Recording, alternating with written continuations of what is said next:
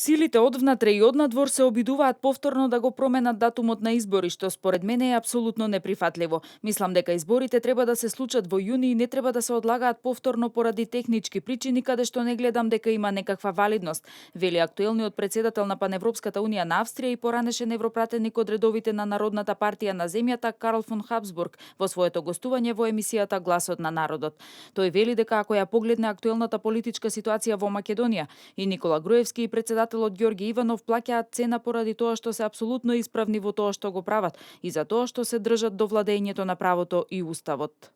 Мислам дека владењето на правото и уставот мора да се поддржат од секого кој што е на политичка позиција и овде особено го имам на ум претседателот Иванов и поранешниот премиер Груевски, кои што се обидуваат да го одржат владењето на правото против меѓународниот притисок кој што им се врши понекогаш. Тие се многу честни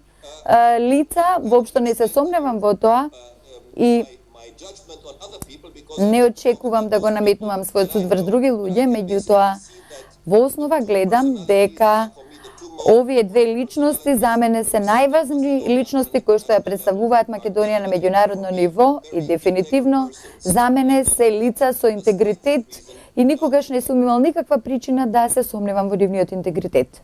Фон Хабсбург вели дека со аболицијата претседателот Иванов направил вистински чекор во интерес на својата земја и во согласност со владењето на правото и дека апсолутно го поддржува во чекорите што ги презеде.